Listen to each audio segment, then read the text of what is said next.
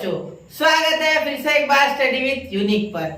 आज हम पढ़ने जा रहे हैं बच्चों डीसी मोटर, जो कि एक टॉपिक है हमारे fourth chapter effect of electric current में का। और डीसी मोटर बहुत ही इंपॉर्टेंट टॉपिक है बच्चों, क्योंकि इससे रिलेटेड शॉर्ट नोट आ सकती है या डिफरेंस बिटवीन आ सकता है।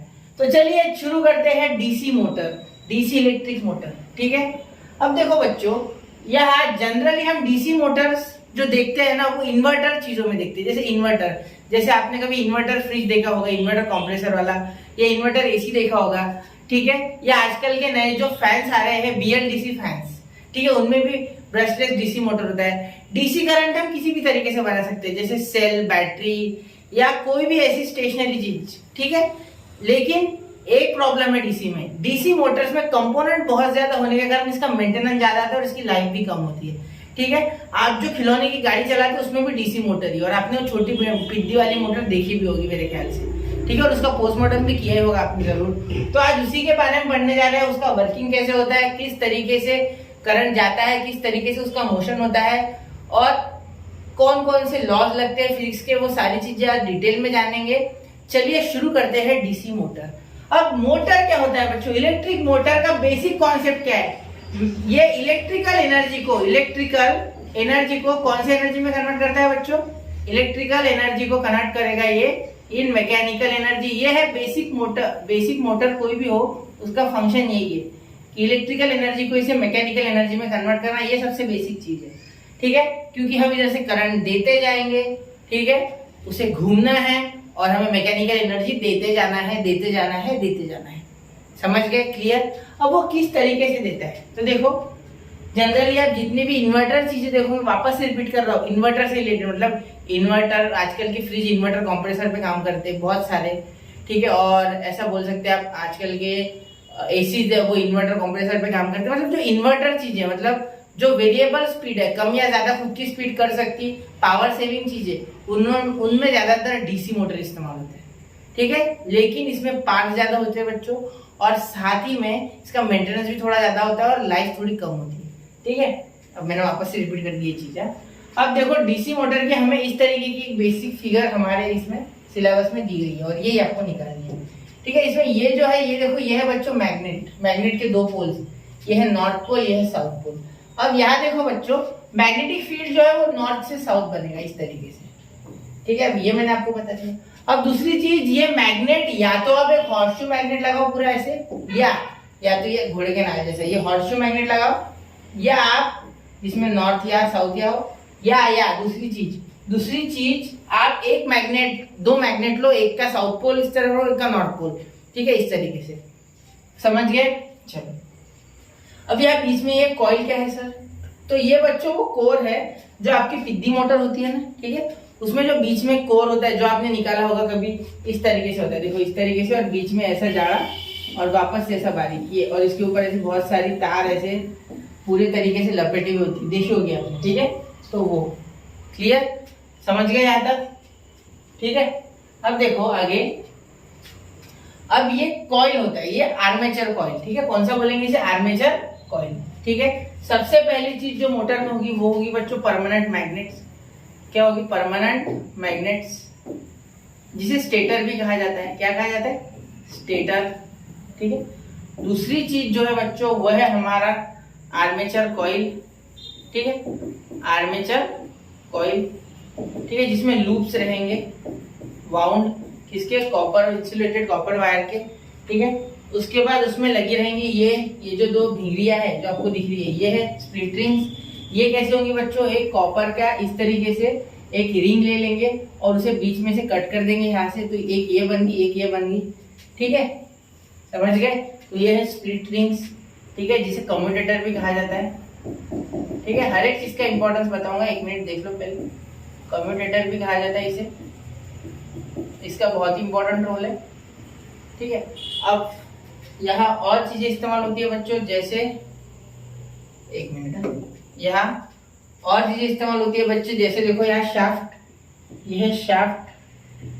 देखो ये जो हमारा है, ये आपको दिख रहा है। ठीक है, ये है शाफ्ट, जिसके कारण ये जो इलेक्ट्रिकल एनर्जी है, ठीक है, उसे मैकेनिकल एनर्जी में कन्वर्ट करेगा और बाहर जो भी चीज है उसे पावर देगा। ठीक है, और ये जो स्प्लिट रिंग के बाजू में बारीक बारीक जो दिख रही है, ये है ब्रशेस। ठीक है, अब ब्रशेस का क्या काम है वो भी बताऊंगा। ठीक है, ये बैटरी है और ये स्विच है। ठीक है, ये स्विच को हम चालू बंद करके मोटर को बंद या शुरू कर सकते हैं, और ये बैटरी उसे एनर्जी देने का काम करे, इलेक्ट्रिकल एनर्जी, ये तो आपको पता ही है। ठीक है, अब देखो सबसे पहले मैं आपको बताना चाहूंगा कि जब यहाँ से बच्चों ऐसे करंट जाता है, ठीक है, तो ये करंट इस तरीके से ब्रशेस के थ्रू, स्प्लिट रिंग के थ्रू इस तरीके से ये फ्लो करता है। ठीक है, तो यहाँ एक ABCD नाम दे दिया है। ठीक है, A B C और D, ये ब्रांच को नाम दिया इन्होंने। तो क्या होगा, यहाँ आपको अब शुरू, जैसे ही करंट इसमें दौड़ना शुरू हो जाएगा, तो यहाँ आपको बच्चों फ्लेमिंग का रूल लगाना है। फ्लेमिंग का कौन सा rule? Fleming's left hand rule. ठीक है, तो अब आपको लेफ्ट हैंड लेना है। ठीक है, इस तरीके से उंगली आपकी रखनी है। ठीक है, 4 फिंगर, मिडल फिंगर और थंब एक दूसरे को म्यूचुअली परपेंडिकुलर। तो ये जो थंब है ये है बच्चों फोर्स ऑन द कंडक्टर, ये जो आपकी 4 फिंगर है ये है मैग्नेटिक फील्ड की डायरेक्शन, और ये जो है ये मिडल फिंगर है आपकी करंट की डायरेक्शन। फादर मदर चाइल्ड मैंने आपको पढ़ाया है अच्छे से। F for force father, M for mother magnetic field, C for child यानी करंट। ठीक है, या आप ऐसे बोल सकते हैं FBI, अगर आप I करंट को माने तो। ठीक है, जैसे कि आपके नैज में पढ़ा है कि I करंट का एक तरीके से सिंबल है, उसे I से डिनोट किया जाता है। ठीक है, तो अब देखो आप यहाँ करंट की डायरेक्शन ले लो, ये ऐसी। ठीक है, ये देखो ये उंगली इस तरीके से, ये मैग्नेटिक फील्ड हो गया, तो फोर्स कहाँ लगेगा? ये ब्रांच पे नीचे। और यहाँ देखो यहाँ इस तरीके से करंट है, ये मैग्नेटिक फील्ड है, तो फोर्स कहाँ है? ऊपर। मतलब ये ब्रांच आएगी ऊपर, ये ब्रांच जाएगी नीचे। तो इस तरीके से एक एंटी क्लॉकवाइज, इस तरीके से एक एंटी क्लॉकवाइज, इस तरीके से एक एंटी क्लॉकवाइज ये घूमेगा। तो कितना हो जाएगा? 180 डिग्रीज एक रोटेशन में। अब यहाँ CD आ जाएगा और यहाँ AB आ जाएगा।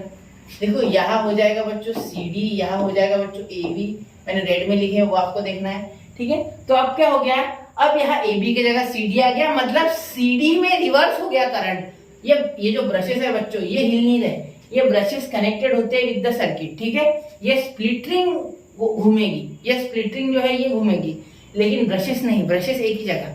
ठीक है, तो ये स्प्लिट रिंग यहाँ पे, ये जो F है ये यहाँ पे आ गई, स्प्लिट रिंग का नाम क्या? X और Y वाली स्प्लिट रिंग इधर आ गई, X वाली उधर चली गई, जिस कारण से क्या हो गया कि Y वाले स्प्लिट रिंग में इस तरीके से करंट CD के साथ है ना, ये तो CD के साथ, ये CD इधर आ गया तो ये भी उधर जाएगा, और X वाली जो है वो AB के साथ है तो AB ये भी उधर चले गए। तो ये स्प्लिट रिंग्स का काम है हर वक्त ब्रशेस के साथ कांटेक्ट में रहना, जिस कारण से करंट कंटिन्यूअसली फ्लो कर सके।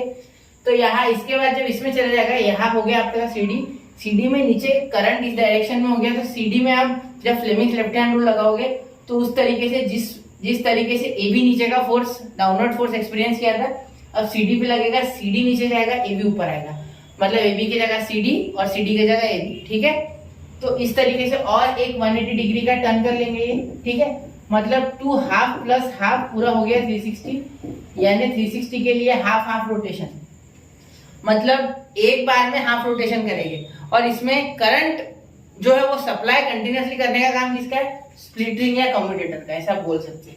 ठीक है, इसीलिए मैंने कहा था ये मोटर में बहुत इंपॉर्टेंट चीज है। ठीक है, और यहाँ मैग्नेटिक फील्ड बनने के कारण ये सारी चीजें हो रही है बच्चों। ठीक है, according to Fleming's left hand rule पूरे डायरेक्शन से इसमें। ठीक है, अब देखो अब ये हाफ रोटेशन में घूम रहे हैं। ठीक है, तो हमें क्यों फील नहीं होता? फ्रीक्वेंसी बहुत ज्यादा होती है इसलिए हमें फील नहीं होता, उसकी घूमने की गति बहुत तेज है, जिस कारण से हमें फील ही नहीं हो रही है वो चीज, वो हाफ रोटेशन में घूम रहा है करके। ठीक है, समझ गए? तो यहाँ इस तरीके से एक इलेक्ट्रिक DC मोटर घूमता है। ठीक है, समझ गए? अब देखो यहाँ और एक चीज देखने लायक है कि अगर आपको रोटेशन, नंबर ऑफ रोटेशंस बढ़ाने हैं, नंबर ऑफ रोटेशंस इंक्रीज करने हैं, ठीक है, सपोज करना है, यहाँ दिया एक क्वेश्चन पूछा गया, मैंने देखा था आपके इसमें। ठीक है, हाँ, यहाँ अगर आपको यहाँ दिया नहीं गया है, मैं पूछ रहा, ठीक है, समझ कर लो, यहाँ पूछा नहीं है तो मैं पूछ रहा आपसे, ऐसे समझ लो कि अगर आपको बढ़ाना है तो क्या बढ़ाना होगा? अगर आपको स्पीड बढ़ानी है मोटर की, ठीक है, तो क्या करना होगा? नंबर ऑफ रोटेशन अगर बढ़ानी है तो क्या करना होगा आपको? क्या बढ़ाना होगा बच्चों, क्या लगता है आपको? ठीक है, तो एक चीज मेरी याद रखना है कि नंबर ऑफ रोटेशन बढ़ाने के लिए आप सबसे आसान जो चीज है वो बढ़ा सकते। सबसे पहले तो करंट, क्या बढ़ा सकते? करंट। ठीक है, सेकेंड चीज आप देख लेना लूप्स, जो लूप है, जो कोर होता है ना, वो सॉफ्ट आयरन का होता है। किसका होता है? Soft iron. आपने देखा होगा कि जिस चीज के ऊपर वो इस तरीके से पूरे बाउंड किया जाता है, वो इंसुलेटेड कॉपर वायर उसके ऊपर लपेटा जाता है, तो वो बीच में ऐसा कोर होता है, ठीक है। तो वो जो सिलेंड्रिकल कोर है वो हम किस तरीके से करेंगे? वो सॉफ्ट आयरन का होता है, जो कि मैग्नेटिक फील्ड को मल्टीप्लाई करने में काम करता है। तो लूप, नंबर ऑफ लूप बढ़ा देंगे, टर्न्स बढ़ा देंगे, ठीक है, इंक्रीज कर देंगे, प्लस इंक्रीज, ठीक है, समझ गए? आ गया ध्यान में, ठीक है। और हम क्या कर सकते हैं बच्चों? और हम यहाँ तीसरी चीज ये कर सकते हैं कि मैग्नेटिक फील्ड को बढ़ा देंगे, मैग्नेटिक फील्ड को बढ़ा देंगे, ठीक है। और चौथी चीज ये है बच्चों कि आप एरिया ऑफ कॉइल बढ़ा दो, एरिया ऑफ कॉइल बढ़ा दो। ये आपके सिलेबस में नहीं है, एक बार सिर्फ मैं बता रहा हूँ आपको कि जिस तरीके से आप नंबर ऑफ रोटेशन कैसे बढ़ा सकते हैं, ठीक है। तो यहाँ बच्चों हमारा डीसी मोटर का पूरा कॉन्सेप्ट क्लियर होता है। याद क्या क्या रखने लायक है? याद रखने लायक ये है कंपोनेंट्स उसके, ठीक है, 3 इंपॉर्टेंट कंपोनेंट्स है, ठीक है। उसके बाद बाकी के है एक्सेल वगैरह, ब्रशेस वगैरह, वो सारा, लेकिन ये 3 सबसे इंपॉर्टेंट है, ब्रशेस भी इंपॉर्टेंट है, ये आपको याद रखना है, ठीक है। ये सबसे मैंने magnetic field north to south होता है, ये याद रखने लायक है, और हाफ ऑफ रोटेशन में घूमता है, ठीक है। और फ्लेमिंग्स लेफ्ट हैंड रूल के कारण सारी डायरेक्शन हमें यहाँ पता चलती है। ये सारी चीजें आपको याद रखनी है। और इलेक्ट्रिकल एनर्जी को मैकेनिकल एनर्जी में कन्वर्ट करने के लिए जनरल इलेक्ट्रिक मोटर का यूज होता है। तो चलिए बच्चों, मिलते हैं अगले लेक्चर में। ऐसे ही जोश के साथ पढ़ते रहे, आगे बढ़ते रहे, इलेक्ट्रिक मोटर को समझते रहे। जय हिंद, जय भारत।